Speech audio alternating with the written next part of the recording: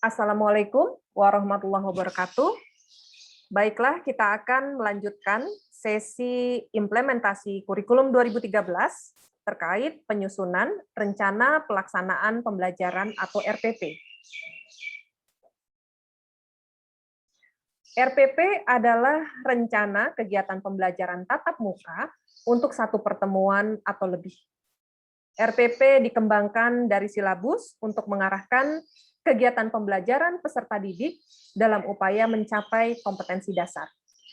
Yang ketiga, RPP disusun berdasarkan KD atau subtema yang dilaksanakan kali pertemuan atau lebih. Dan pengembangan RPP dilakukan sebelum awal semester atau awal tahun pelajaran dimulai, namun perlu diperbaharui sebelum pembelajaran itu dimulai. Ada beberapa prinsip penyusunan RPP. Yang pertama adalah perbedaan individu peserta didik antara lain kemampuan awal, tingkat intelektual, bakat, potensi, minat, motivasi, sosial, emosi, bahkan gaya belajar, kebutuhan khusus, kecepatan belajarnya, latar belakang budaya, norma, nilai, dan lingkungan peserta didik perlu sangat diperhatikan. Yang kedua, partisipasi aktif peserta didik. Yang ketiga, berpusat pada peserta didik untuk mendorong semangat belajar, motivasi, minat, kreativitas, inisiatif, inspirasi, dan inovasi, dan juga kemandirian. Selanjutnya, pengembangan budaya membaca dan menulis yang dirancang untuk mengembangkan kegemaran membaca, pemahaman beragam bacaan, dan berekspresi dalam berbagai tulisan. Selanjutnya, pemberian umpan balik dan tindak lanjut RPP yang memuat rancangan program pemberian umpan balik positif atau penguatan, pengayaan, dan remedi. Penekanannya pada keterkaitan dan keterpaduan antara KD, materi pelajaran, kegiatan pembelajaran, IPK, penilaian, sumber belajar dalam satu keutuhan pengalaman belajar. Disinilah sebenarnya titik tekan bagaimana kita mendesain pembelajaran itu sangat memperhatikan berbagai faktor tersebut. Kemudian mengakomodasi pembelajaran tematik terpadu, ya, keterpaduan lintas mata pelajaran, lintas aspek belajar, dan keragaman budaya. Penerapan teknologi informasi dan komunikasi secara terintegrasi, sistematis, dan efektif sesuai dengan situasi dan kondisi. Ya. Apa saja komponen RPP? Yang pertama adalah identitas sekolah. Tentu saja ini diperlukan ya untuk memberikan informasi yang jelas. Kemudian identitas mata pelajaran, kelasnya, materi pokok, alokasi waktu, tujuan pembelajaran, KD dan IPK. Nah, jadi di sini ada muncul tujuan pembelajaran, KD dan IPK, ya seperti itu. Selanjutnya pada komponen RPP adalah ada materi pelajaran, memuat fakta, konsep, prinsip dan prosedur yang relevan dan ditulis dalam bentuk butir-butir yang sesuai dengan rumusan IPK. Kemudian metode pembelajaran digunakan oleh pendidik untuk mewujudkan suasana belajar dan proses pembelajaran agar peserta didik mencapai KD. Ya. Selanjutnya media, ya, alat bantu proses pembelajaran untuk menyampaikan materi. Kemudian sumber belajar berupa buku, media cetak. Selanjutnya langkah-langkah pembelajaran, penilaian hasil pembelajaran. Ini adalah sebuah catatan untuk kajian konseptual keterampilan abad 21. Ya. Pembelajaran di abad 21 tentu saja harus lebih menekankan pada kemampuan untuk belajar dan mencari solusi atas masalah dalam lingkungan diri, keluarga, dan masyarakat di sekitarnya. Pendidik dalam hal ini perlu mengembangkan keterampilan peserta didik untuk menguasai cara-cara baru atau way of working, cara-cara untuk hidup atau way of living, cara-cara bagaimana learning to learn, dan cara-cara belajar atau way of thinking. Selain pengembangan intelektualitas, pengembangan karakter peserta didik sangatlah penting atau utama dalam sistem pendidikan nasional Indonesia.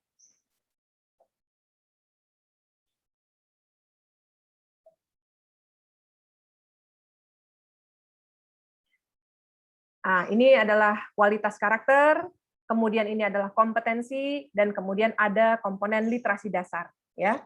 Jadi untuk kualitas karakter, bagaimana menghadapi lingkungan yang terus berubah, tentu saja mengembangkan karakter utama, religiusitas, nasionalis, mandiri, gotong royong, dan integritas. Kompetensi ini bagaimana mengatasi tantangan yang kompleks, membutuhkan yang kita sebut dengan 4C, berpikir kritis atau untuk memecahkan masalah, kemudian yang kedua kreativitas, berkomunikasi, dan berkolaborasi. Kemudian literasi dasar, itu termasuk di dalamnya adalah bagaimana menerapkan keterampilan inti untuk kegiatan sehari-hari, baca tulis, berhitung, literasi sains, literasi informasi teknologi dan komunikasi, literasi keuangan, budaya, dan kewarganegaraan. Dengan demikian, kompetensi 4C ini meliputi kemampuan yang tadi sudah saya sampaikan, tentu dalam kepentingannya, kemampuan dia berkomunikasi dengan baik, jelas, santun, dan bisa bekerja sama di dalam tim.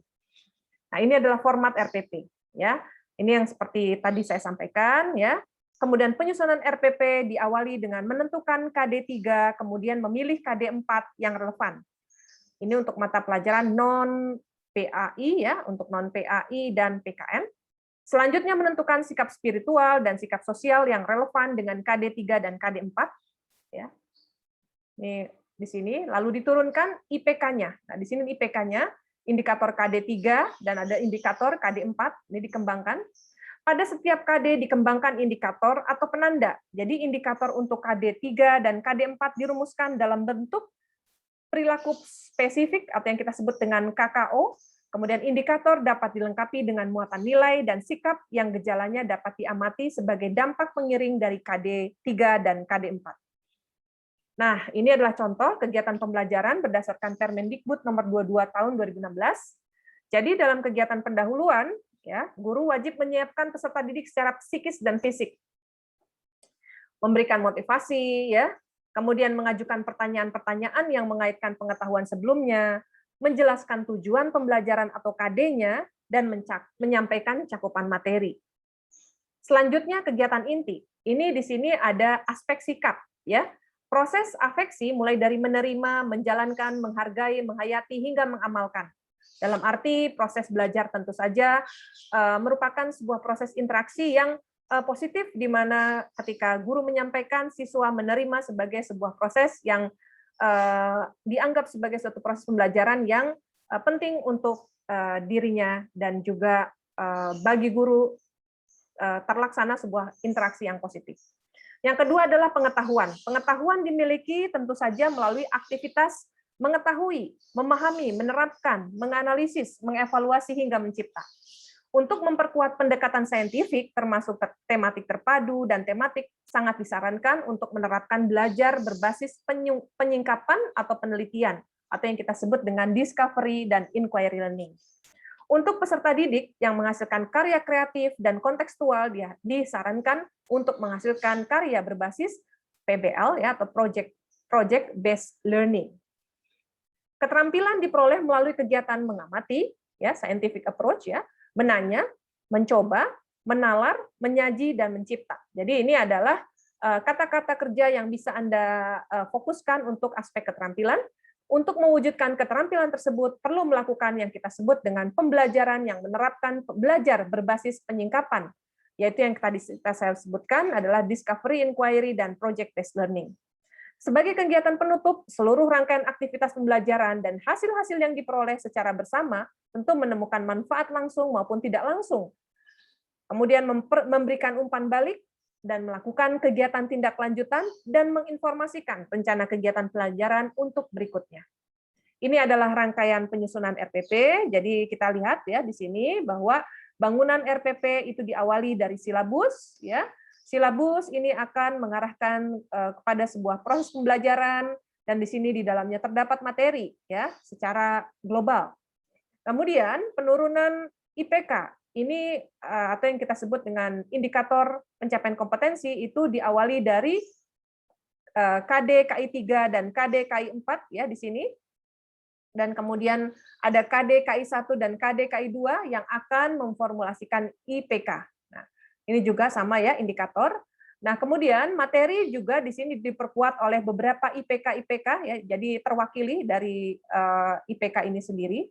Nah, khusus untuk mata pelajaran Pendidikan Agama dan Pendidikan Pancasila PKN mengembangkan IPK selain KDKI 3 dan KDKI 4 juga harus KDKI 1 dan KDKI 2 sesuai dengan Permendikbud nomor 37 2018.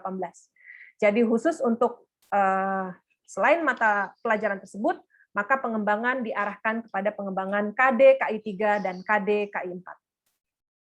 Nah, ini adalah contoh ya RPP ya. Jadi di sini kamu bisa melihat ya ada pengembangan untuk mata pelajaran biologi di sini, kemudian penulisan alokasi waktu, penulisan KI di sini, kemudian KD, dan ini Anda perhatikan di sini bahwa pengembangan aspek pengetahuan 3.4 itu diarahkan kepada pengembangan IPK yang sudah tertulis di sini.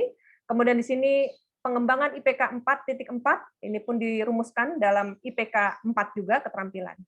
Kemudian di sini ada format tujuan pembelajaran. Nanti kita akan mempelajari bagaimana membuat tujuan pembelajaran dan menuliskan materi pengetahuan pembelajaran, metode, media, sumber belajar, dan langkah-langkah pembelajaran. Kemudian ada kegiatan inti, ya, kegiatan penutup, penilaian. Ya. Demikianlah yang bisa saya sampaikan. Terima kasih.